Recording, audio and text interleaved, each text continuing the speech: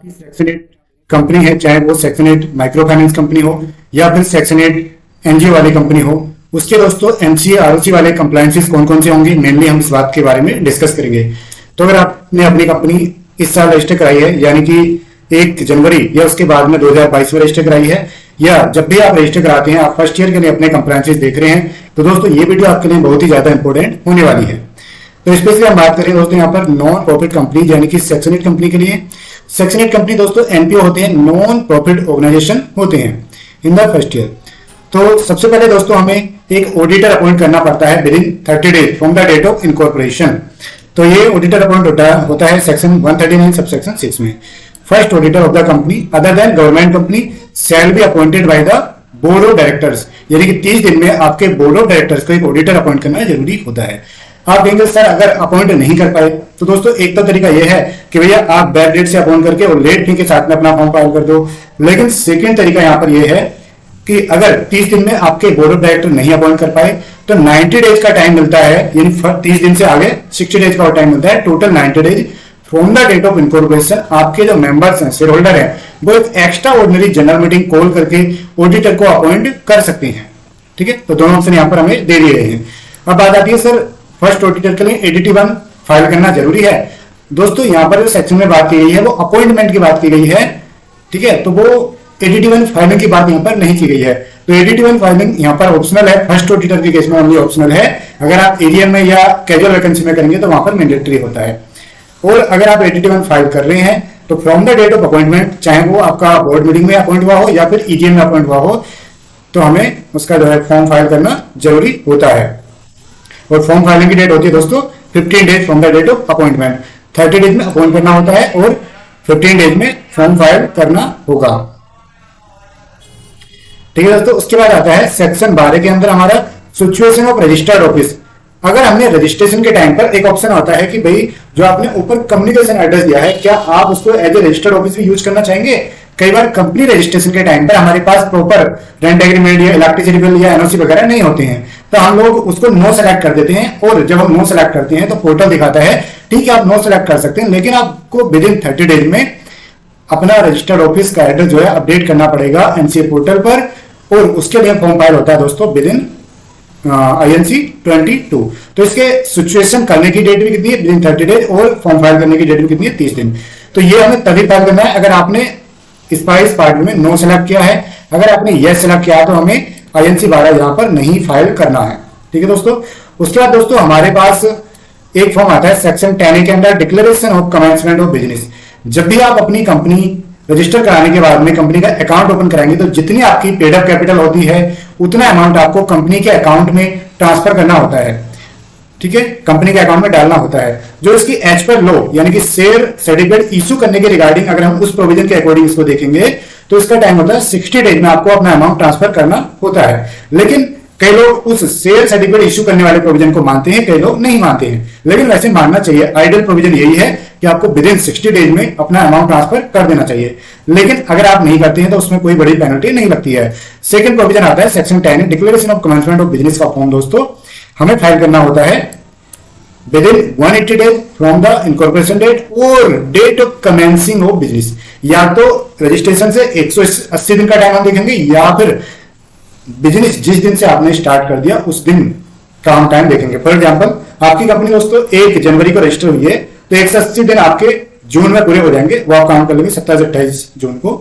ठीक है, वहीं आपने अपना बिजनेस शुरू कर दिया 1 अप्रैल को, तो यहां पर हमें जो डेट देखी जाएगी वो हमें 1 अप्रैल तक अपना INC 20A फाइल करना पड़ेगा। क्योंकि ये फॉर्म किसका है दोस्तों, कमेंसमेंट ऑफ बिजनेस, यानी इस फॉर्म को फाइल करने के बाद ही आप अपना बिजनेस शुरू स्टार्ट या कमेंस कर सकते हो। ठीक है, तो इस बात का हमें ध्यान रखना है। और इस फॉर्म में जो अटैचमेंट जाती है वो जाती है जो आपकी पेड अप कैपिटल है। पेड अप कैपिटल आपने अपने बैंक अकाउंट में ट्रांसफर कर दी तो उसकी सब्सक्रिप्शन मनी की जो स्टेटमेंट है, बैंक स्टेटमेंट, वो ही इस फॉर्म में एज अटैचमेंट जाती है।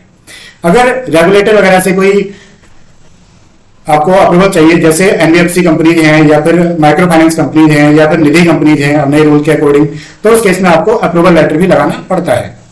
अब बाद में बात आती है दोस्तों section 89 subsection 6 intimation of declaration received under section 89 with in 30 days from the received of declaration by the company. MDT 6 में जाती है। ये दोस्तों प्रोविजन आता है सिग्निफिकेंट बेनिफिशियल ओनर का। यह हर किसी कंपनी पर अप्लाई नहीं करता है। और intimation of declaration received under section 90 with in 30 days from the receipt of.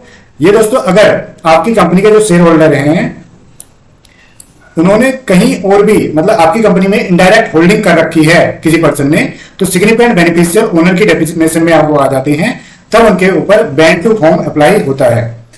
ठीक है, तो ये प्रोविजन नॉर्मली अगर आपकी नई कंपनी है तो आपके ऊपर अप्लाई नहीं होता है, लेकिन आपकी कंपनी में कुछ ऐसे डायरेक्टर हैं जिन्होंने इनडायरेक्टली होल्डिंग कर रखी है, तो उस केसेस में ये प्रोविजन अप्लाई होगा।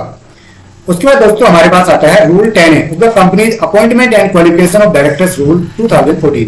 यह आता है दोस्तों डायरेक्टर केवाईसी के regarding by every individual who holds DIN. जिसके पास भी डिन है, डायरेक्टर आइडेंटिफिकेशन नंबर है, उसको with in 6 month from the closing of financial year, यानी 31 मार्च को हमारा फाइनेंशियल ईयर क्लोज होता है, तो 1 अप्रैल से 30 सितंबर तक अपने डायरेक्टर केवाईसी हर साल एवरी ईयर अपडेट करनी होती है। अगर हम इसको अपडेट नहीं करते तो दोस्तों हमारे ऊपर 5000 का पेनल्टी या फाइन यहाँ पर लग जाएगा। ठीक है, तो ये हमें बहुत जरूरी ध्यान पर रखना होता है, ये हर साल करना पड़ता है। ठीक है, और अगर आपका फर्स्ट ईयर कर रहे हैं आप, जैसे कि आपका दिन आया था 2021 में, यानी 2021 से आपका दिन आया था 31 मार्च 2022 तक, यानी कि 21-22 में अगर आपका दिन नंबर आया है तो आपको DIR 3 फॉर्म केवाईसी फिल करना पड़ेगा। अगर आपका उससे पहला आया था, यानी कि फर्स्ट ईयर से छोड़ करके अगर आपका डिटेल में कोई चेंजेस वगैरह नहीं होता है, तो आप वेब बेस्ड ऑनलाइन वाला ही केवाईसी अपडेट कर सकते हैं। सिर्फ और सिर्फ ईमेल आईडी और फोन नंबर पर OTP जनरेट करके आपको फॉर्म फाइलिंग की रिक्वायरमेंट यहाँ पर नहीं होगी। उसके बाद दोस्तों सेक्शन 73 टू सेक्शन 76 रूल 16 के अकॉर्डिंग एक फॉर्म MCA ने लॉन्च किया था 2019 में। ये था return of deposit. Company is required to file every year in respect of return of deposit and particulars not considered as deposit। अगर रूल 2(1)(c) के अकॉर्डिंग कुछ ऐसे केसेस हैं जो डिपॉजिट नहीं कंसिडर किए जाते या डिपॉजिट हैं, उसके लिए हमें दोस्तों DPT 3 फॉर्म फाइल करना होता है।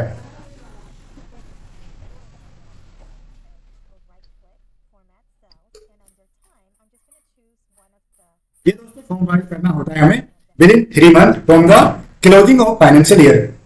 इसमें बेसिकली डिटेल जाती हैं जो आपकी कंपनी ने किसी बैंक, किसी NBFC, किसी फॉरेन बैंक या किसी फॉरेन पर्सन से या इंडियन बैंक से, इंडिविजुअल से या फिर अपने किसी डायरेक्टर से, शेयर होल्डर से लोन ले रखा है, एडवांस ले रखा है, सिक्योरिटी मनी दे रखी है, डिपॉजिट ले रखी है एज पर कंपनी एक्ट, तो उसकी डिटेल DPT 3 में जाती है। और जैसे कि इसकी लास्ट डेट आने वाली है। उसके बाद दोस्तों 2019 में ही एक ऑर्डर के थ्रू सेक्शन 405 के अंडर गवर्नमेंट ने एक और फॉर्म लॉन्च किया था, return in respect of outstanding payment to micro और स्मॉल एंटरप्राइजेज।